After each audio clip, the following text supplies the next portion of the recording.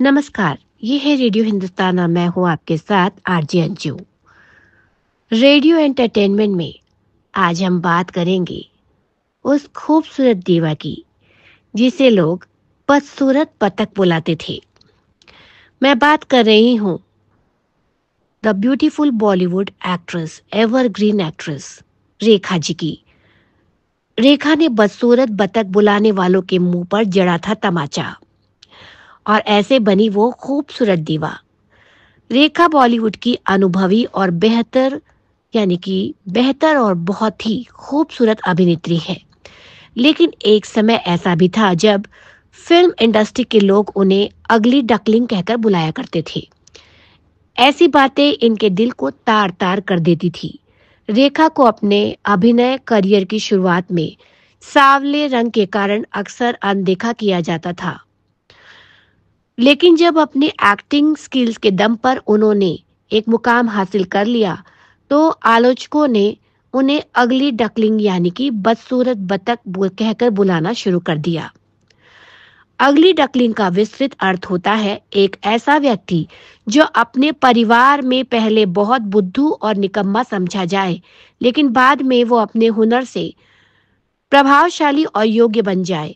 बतौर अभिनेत्री खुद को साबित करने के बाद अक्सर रेखा को इस अपमानजनक संबोधन का सामना करना पड़ता था। फिर एक दिन उन्होंने सबकी बोलती बंद कर दी। रेखा का ब्यूटी ट्रांसफॉर्मेशन। मीडिया रिपोर्ट्स के अनुसार रेखा ने किया क्या अपने ब्यूटी ट्रांसफॉर्मेशन के लिए, चलिए आपको ये बताते हैं। रेखा ने एक इंटरव्यू के दौरान कहा था कि उस समय की उन अभिनेत्रियों से उन्हें कम करके आंका जाता था जिनका रंग गोरा था। फिल्म जगत के लोगों का ऐसा व्यवहार रेखा को अंदर ही अंदर बहुत तकलीफ देता था। इसके बाद उन्होंने खुद पर कहीं अधिक मेहनत करनी शुरू कर दी। इस बारे में सवाल पूछे जाने पर रेखा कहती हैं, सिर्फ बाहर ही क्यों, खूबसूरती अंदर से भी होती है। महिलाएं चाहे तो क्या नहीं कर सकती। महिलाएं वो सब कुछ हासिल करने की क्षमता रखती हैं जो वो चाहती हैं।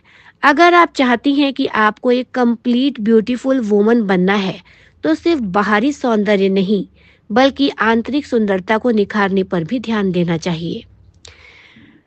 खुद को संवारने के लिए रेखा ने अपने आप को पूरी तरह झोंक दिया था। निश्चित डाइट, योग, exercise, walk, skin care treatment, त्वचा की देखभाल के घरेलू नुस्खे जैसी हर चीज पर रेखा ने बहुत बारीकी से काम किया। यह जानने और समझने का प्रयास किया कि उनकी त्वचा पर किस चीज का कैसा प्रभाव होता है। खुद पर की गई इस अथक मेहनत का ही परिणाम रहा कि इंडस्ट्री को अगली डकलिंग से गॉर्जियस दीवा के दीदार हुए। रेखा का यह बदलता हुआ रूप जादू की तरह असर चलाने में सफल रहा। जो लोग उनकी आलोचना करते नहीं थकते थे वे ही उनकी तारीफ में कसीदे पढ़ने लगे।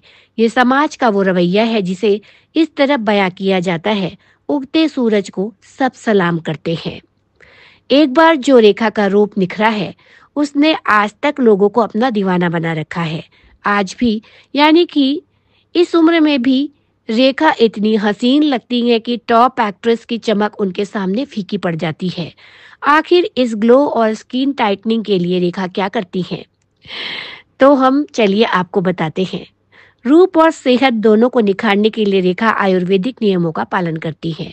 त्वचा को ग्लोइंग और हेल्दी बनाए रखने के लिए रेखा हर दिन 10 से 12 गिलास पानी पीती है, तो उनकी डाइट पूरी तरह आयुर्वेदिक नियमों पर आधारित है। रेखा घर का बना हुआ शुद्ध भोजन करती है और इसमें हरी सब्जियां, दाल और चपाती लेती हैं। अक्सर रेखा लेट नाइट पार्टी से दूर रहती हैं। ये रात का खाना 7 से 7:30 के बीच में खा लेती हैं ताकि भोजन पचाने के लिए शरीर को पूरा समय मिल सके। रेखा रात को जल्दी सोना पसंद करती है और सुबह सूर्योदय से पहले उठना इन्हें पसंद है। आपको बता दें कि जो लोग सुबह सूर्योदय से पहले उठ जाते हैं उनका पाचन हमेशा ठीक रहता है और उनकी त्वचा पर एक अलग ही ग्लो देखने को मिलता है, बिल्कुल वैसा जैसे रेखा के नूरानी चेहरे पर दिखता है।